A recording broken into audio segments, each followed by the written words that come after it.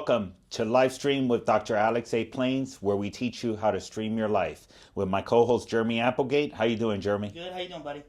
I feel honored. Honored. I feel honored too, actually. We have one of the most amazing team builders, Yeah. right? You've been able to establish such a big team here in Port St. Lucie. Tell us a little bit about what got you into real estate after being a dental hygienist for how many years? 20 years? 21 years. 21 years. And now she is Anna Maria Napolitano, queen of real estate. That's right. That's right. Well, thank you. Thank you. It's a pleasure to be here. Of course. Thank you for coming. And obviously, Alex and I became friends because he was a former neighbor, Her front door neighbor. right? And also, Do you have some stories on that? Lots of them. I would always call her husband, thank God to him that he will come and save me from all the snakes. We will be like, Tony, can you come over, please? We have like 3 snakes in our backyard. that's funny stuff. So, I mean, you have so much respect in this community Aw. here. Like, I mean, Thank and you. everyone loves working with you. I've been able to work with you in 2 deals personally. So, I have a lot of questions in regards to what made you take the leap of faith and get into real estate, number one. And number two, how do you establish such a big team and hold everyone accountable nowadays? So the first thing is, I was a dental hygienist, like you said, for 21 years, and I loved my career. I went to work for 21 years, loving my job. One of the big things was when I had children, I only worked 2 days a week. And I worked 2 days a week. I volunteered at their school 2 days a week. I played golf 2 days a week. And I went to church You play on golf? Sundays. I didn't know that. Yeah, I've been playing for 40-something years. But I felt like I had a perfect life as a hygienist. And then we lived in Broward County. We moved to Port St. Lucie, and salaries were not as good. Okay. You know, it came from the big city area to a little town where the salaries weren't what they were down there. And what year was this? 23 years ago. Okay, so So- 2003, 2004. Okay. Yeah. And I had my real estate license. My mom encouraged me to get my real estate license. She was a hygienist also. Yes. But she told me I had to get a business degree and a dental hygiene and a dental hygiene degree, but I had to get my real estate license as well. It's always what she wanted. She wanted to make me do. And I felt good about that. I was encouraged. I was 21 years old, putting myself through college, and I was waitressing.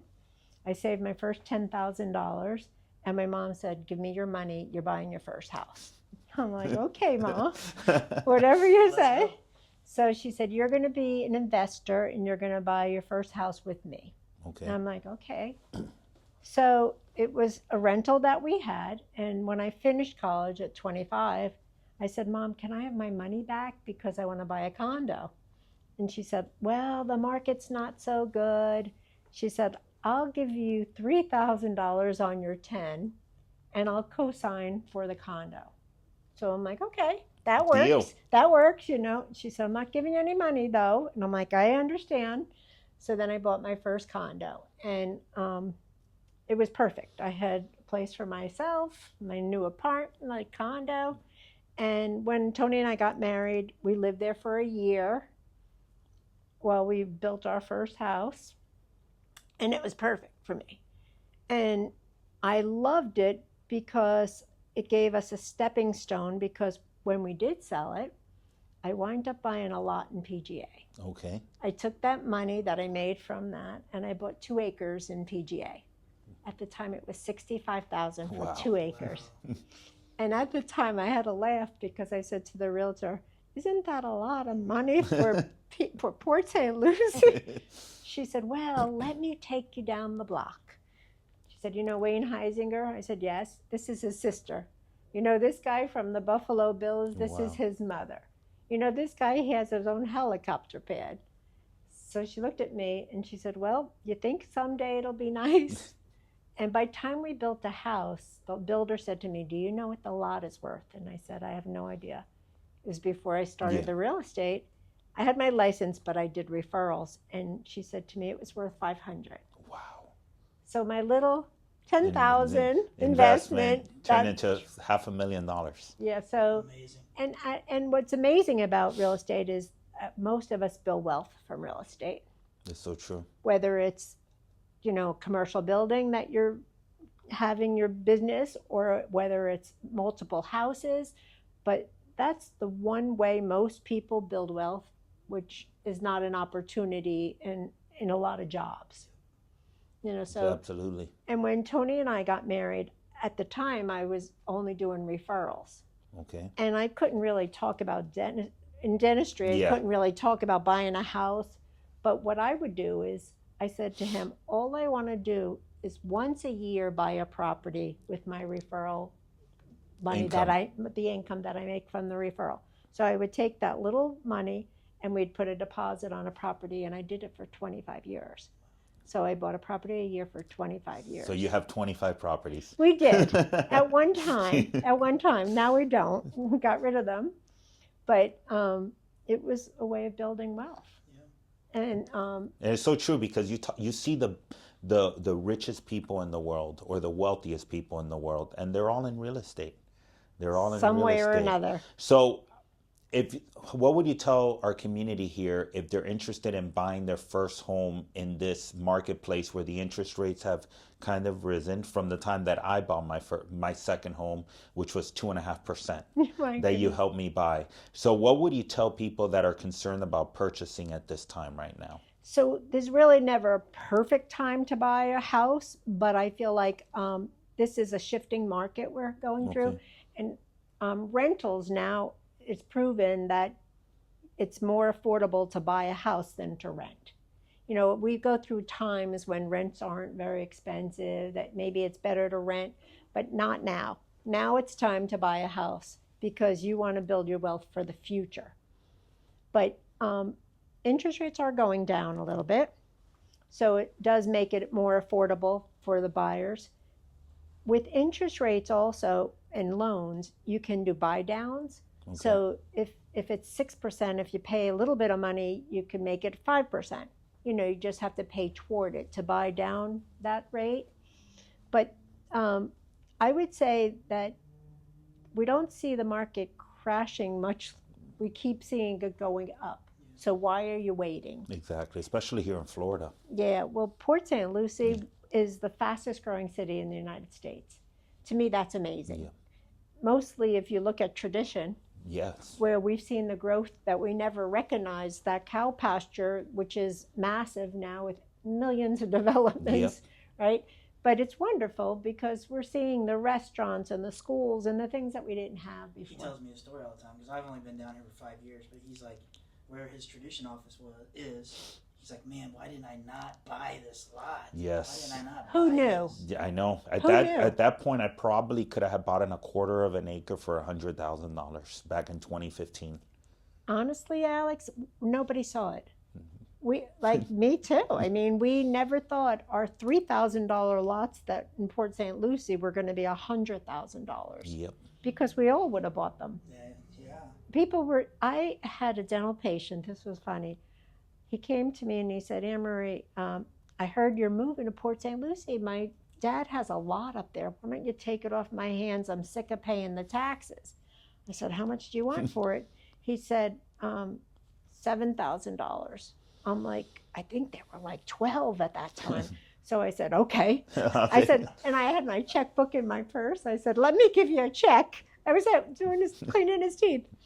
So he goes, listen, I'm going away, but when I get back, call my attorney. We'll set it up. So the next week, a few weeks later, we were buying the property. And I came up to Port St. Lucie. I put my little sign on. I think I put it for $15,000, and I sold it in a week. And I thought I was so smart. The next week they were $30,000. Wow. So, like not the next week, but very short after that. Like they were just going up, where we didn't really have the vision of what this little town was going to be. I know. It's incredible how much it's grown and how fast. Yeah. And it's still going to grow a lot more. So I'm telling him that he needs to start moving towards purchasing, because he lives in Palm Bay right now. Yes. Palm Bay is the beginnings of Port St. Lucie right now. Yes, You it's know, starting a to. lot of development. Yes, because that's the next place more north, Yeah. and you have to pass Vero because Of Vero's course. more expensive. It's more expensive. So, what would you tell somebody? Like today, I was talking to my office manager from Vero, and she was telling me, Dr. Plains, I'm very interested in possibly getting my real estate license, and I want to start buying properties, like kind of like how you started. What would you recommend for her, and how much should she save a year in order to be able to accomplish this? So it's really hard in this situation now because when I was buying properties, you'd buy a $50,000 condo. And my thing was, I always wanted to be able to pay for a mortgage if that wasn't rented on one of our incomes. Okay. So I had to be comfortable enough that one income would, because I was having kids, Yes. I was busy with that. And I was always a worker though, but for a young person, I would just try to stay in the lower budget where they can afford, if God forbid it wasn't rented, or if depending on what they wanted to do. I'm just listing a house now where they put so much money into flipping Remodeling it. remodeling it, and the market kept getting worse. So now I'm listing it for, I had it appraised because the market has shifted so Yeah. much. But it's gorgeous house. But the market had changed, Yep. and you get caught in those changes, and it's very difficult.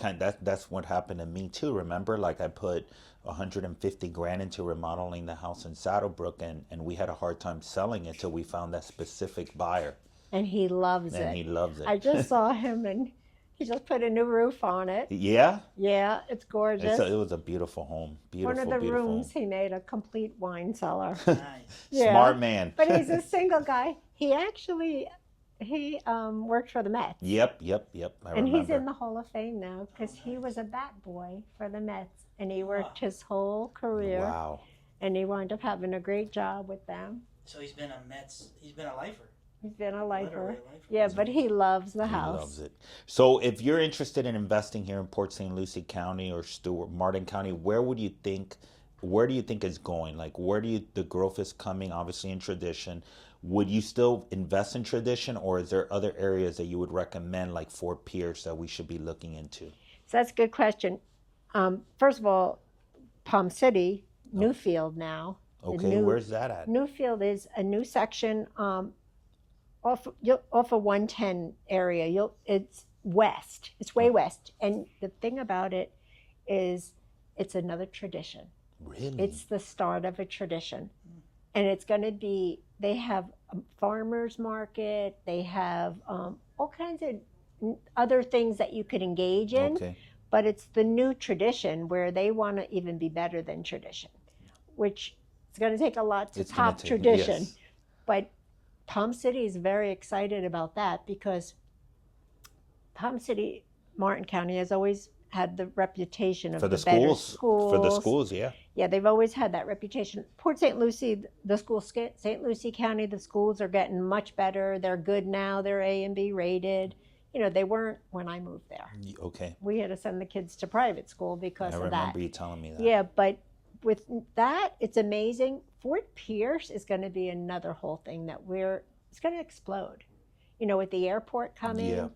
they're very excited about the airport. Well, in Vero Beach, you see the flights are coming in now from American, JetBlue, right? Yes. So there's a lot of growth coming to the west part of Vero, which is amazing. So between the west part of Vero and Fort Pierce, we see the growth. It's going to be a 10-year project probably before we see. It's going to be like Port St. It's going to take a Lucie was. while. It's going to take a while. And Fort Pierce has had a bad rep, but I love Fort Pierce. Yeah. I just sold a ranch out there. Joseph, Okay. my son is now on my team, my other son. He's a firefighter paramedic Yes, now. yes. And he joined my team, and he sold a ranch out there. One of his A lot of growth friends. there. Yes.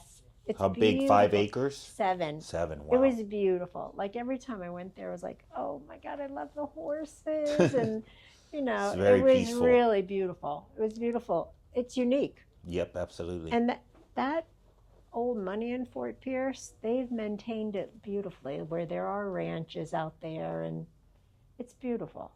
But I think it's gotten a reputation that most people don't. Yeah, that reputation. I mean, when we came from the Midwest 5 Yes. years ago. The reputation was Fort Pierce is a little rough. You want to steer clear of Fort Pierce. Yeah, but it's changing a lot. It It's is. changing a lot, and they're excited about it. Well, You they're know, putting a lot of money, and the city is giving back a lot of incentives to build there. So, yeah. and you say 10 years, but if I start thinking about it deeply, like when I opened up my tradition office, it was 2019. And then after that is like really when tradition started blowing up Isn't on how fast steroids. that was? Yeah, you're Because, right. yes, because Nicholas was born in 2019, and it was a lot of cow pastures back then still. So, Yeah, it's not. It won't be 10 years. It just there's a lot of cleanup that they have to yeah, do. and I also know that Martin County is really slow on the permitting. And Martin County, Anthony just bought a lot there, and he's excited in Palm City. Yes, But that area is beautiful as well. But there's a lot of land, there is a lot and of it's a land. matter of time Time where before that all develops. yeah, yeah, it's going to eventually be Broward, or Yep, I don't absolutely. know if it'll ever be a Miami though. Well, But speaking of Miami and real estate, I saw a reel where they're trying to create AI to help with the permitting process too. really, That's what I saw. Wow, it's huge. that would be amazing. That would be amazing. Yeah, talking about AI, do you ever get concerned with AI or the internet taking over a realtor position? I just read an article about that, and nobody will replace a person, because the reason you hire us is because we are educated by MLS, and MLS has just changed. We just went through a big upgrade in MLS. It was down for a few days, and they're trying to improve it over and over. We have one of the big beaches. MLS is one of the biggest MLSs in the United States. Wow. I think it's the 8th largest. Okay. It's very big. So it goes from Miami to Vero. Wow. So it's big. But what the realtors input in there, educate the rest of us. So you have a professional who's trying to guide you and educate you. 30% of our buyers are coming from Broward, Dade, Palm Beach. So they're looking online, they're educated, not only 30%, but what we're taught to do is educate people. And they trust us. Okay. They confide in us, they trust us. Listen, this is the biggest purchase you ever made. You want to make sure you are guided in the right way. I remember you almost bought a house on the highway. Yes. Do you remember? Yes. And it was millions, over millions of dollars, and it was beautiful, and he fell in love with it. Yep, till we found out in the inspection, thank God, that it had subterranean termites. No, before that one. That was before that one. Okay. There was another one before that, and Alex loved it. Oh, And it's the one that had the garden. it was right on the turnpike. Yes. It was so loud. And Alex was all excited, and I pulled him in the backyard, and I said, I would love you to buy this house, but I just want you aware that they have the music blasting, they have the waterfalls Yes, you from picked the up on pool. that. Yep. I said, you could buy it, but when you go to sell it, we're going to have some issues. And That's the difference. he said to me, this is why you'll always be my realtor. Yeah. Because you talked me out of buying $1 million house. Yep, that's so true. So true. And it's right, because we do coaching to help dentists, and I'm concerned because the AI is like so advanced. Yes. But, like you said, AI can never replace that human touch and that human experience. And if you're talking to ChatGPT or Claude, which I'm very impressed with, if you don't know how to say the prompts and ask the right questions, it can't respond the right way. And we talk about this too. Like, AI hasn't failed. Like, how can we share knowledge and experience? How can they share knowledge and experience like we can, like you can? Exactly. Because we failed We've done it. millions of times. Right? Exactly. Yes. That's And what AI makes just doesn't us. do that. That's right. Yes, that's what makes us stronger, smarter, all that. Absolutely. But yeah, I'm not worried. I think it's an incredible thing that has helped a business. Yep. Joey was helping me put an listing in MLS, and he's like chat in AI, and he's in 2 minutes could write up a whole Yes. thing, where it takes me hours to do that. A narrative, correct. Yeah, so it's a matter of it educates us. It's a it helps tool. us. It's a It's a tool. But at the end of the day, that's why you hire a realtor, is you trust them. They guide you, and listen. At the end of the day, we want to build relationships. We don't just sell a house. Exactly. We hope to build relationships, and that's the part I love about it. Over the years, and doing it 23 years full time, but I've met the most incredible people, and they become like family. Exactly. It's Well, look at wonderful. us. We met in 2017 and look at you here. It's amazing. So I want to ask you a question that everyone always wants to know, and you see all these influencers on social media asking this question. What is the ideal size for a multifamily to start off with? Is it 2 units, 4 units, 8 units, 20 units, 30 units? What would you recommend somebody like myself to start with? That's a great question because I definitely have my eyes out for Anthony, so. I just saw one in Vero Beach, which Okay. is a triplex, Okay. which probably is a great To starter. start off with Yeah, three. that's a great, yeah, and I just saw that's going to be built, so we could talk about that. But it depends on the numbers, Okay. your ratios, income. What do you like to see? 6%, 8%? It's very personal where you're comfortable. Okay. I have clients that make a lot, and I have clients that are happy to meet their bills. Okay. So it's really where you're comfortable, what your goals financially are. But it's a wonderful opportunity when you do buy Okay. multi-family. We bought a lot of single family homes, Yes. but what would kill us is the HOA. So you would definitely do multifamily, obviously no HOA, and then like people like us that are really busy, would you get a management company to service it? Definitely. Okay. Definitely. Yeah.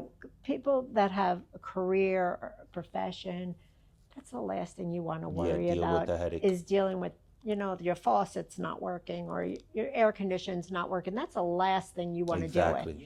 You get those phone calls all the time. Yeah. The Yeah. toilet broke, garage broke, Yeah. It's always something. If you have property managers, you have to have somebody reliable. You have to. A lot of times with the multifamilies, they have somebody who lives there. Okay, If to it's- manage if it's- everything. If it's somebody and that's part of their That is pay, trusted, yeah. That's always a good thing. If you have somebody on the premises. Okay, so if I was interested in buying into multifamily and I came to you, would you focus on markets nearby or would you expand your horizon and go maybe to Orlando or down to Miami or even more north? I was always taught to stay close to where your investments are. Okay, You to know, watch them. they always, but it depends on your property manager. If you have somebody and your cousin lives in Miami Okay, and wants to do that oversee it for you. yeah, that's different. I feel comfortable personally if it was local.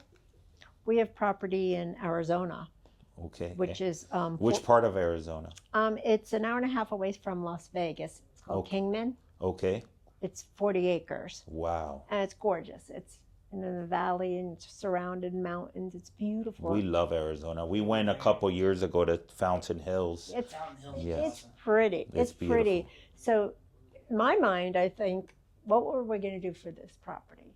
Are we going to do multifamily? Are we going to sell it to a developer? Yep. When we bought it, they said, this is a purchase that is very affordable. You'll sit on it for 20 years before You see the developers development. will want to buy it from you. Right now we're 20 minutes from the town because Okay. the town has keep growing, but it's something we bought as a spec, Okay, and it's been 18 years just sitting there. just sitting there. You're patient. Yeah, well, you know what? It's a little bit of money. It wasn't, taxes are very low. Okay, And if anything else, my kids will get it someday. exactly. But I felt like it was a very reasonable investment for 40 acres. Yeah. It's Exactly. quite beautiful when you see the land. Yeah, I don't know if it's something with our youth or like I'm a millennial, right? I was born in 84. Like we're probably the most impatient people there are. So what would you say to, Results. we want results now. What would you say to people that are trying to invest, and even the newer generations are even more impatient because everybody's like, what's the next dopamine effect? Like, what can I get next? What can I do next? What would you tell somebody that's starting an investment, how long they should put in their horizon and their time frame to not get disappointed? You know what? That's Alex, you're really testing me. It's hard. It's hard to make those decisions because like when we were buying properties, we would either flip them, we'd rent them, I would assign. Do you know what Okay. assigning No. is? So you would write a contract, and part of a contract is where I can sell it while it's under contract. Okay. And we did that in a property in Orlando. Okay. It was a beautiful development that was coming in, townhouses. And we had a friend who was trying to buy a property up there, and he knew that we were building, and he said, "Can I buy it from you? And I'll give you $20,000 on your paper." And we're like, "Fine." Okay. We never went to contract, just to buy it. You know, it was a wonderful opportunity to make a little bit of money, and assigning it was very nice. Not all contracts have it that Of way. course. You could do that, but really depends on the person. We've done it all different ways, but I kind of think real estate is a longevity of looking at the future. You know, we're making this investment. We might rent it for 5 years. I'm tired of the landlord thing, so that's why we Okay. sold all our properties. Being the landlord. I'm at a different age. Yeah. You know, but for your age, it's different. But you're right about the HOAs. They've all skyrocketed. So there, much. There are a few developments. Crosstown Commons. I'm selling a house there now.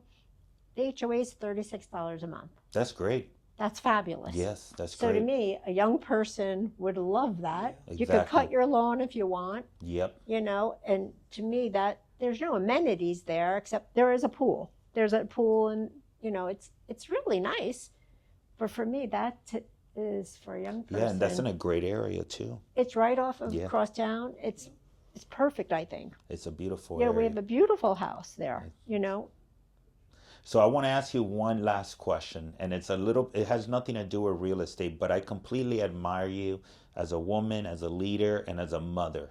What would you tell women nowadays about the key factors it takes to raise children?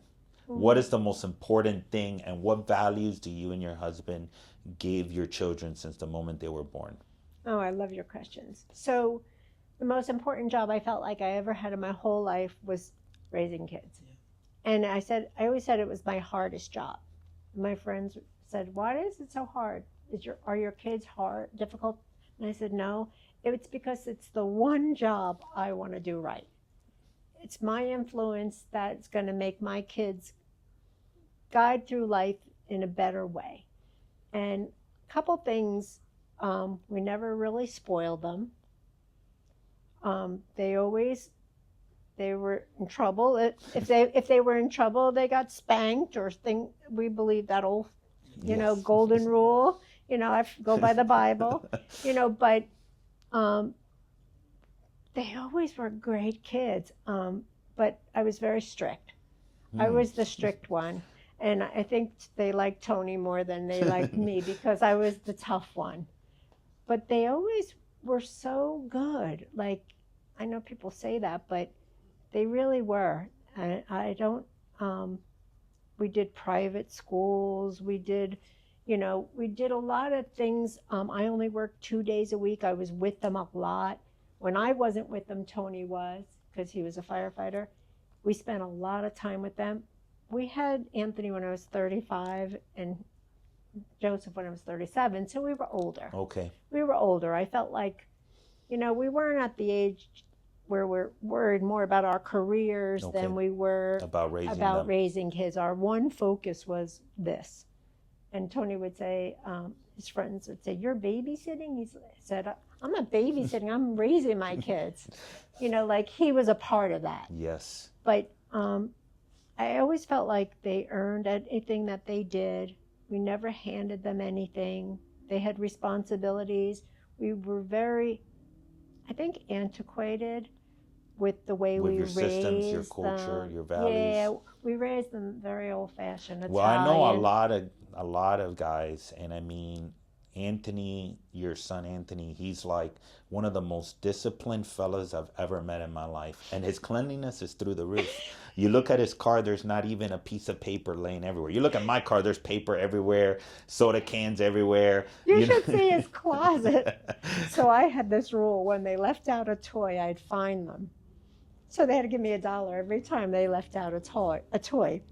And then Joseph got to the point where he's like, I'm out of money, so I don't really care if you. I need an IOU. Yeah, but and um, Anthony was just like Tony and I were clean freaks.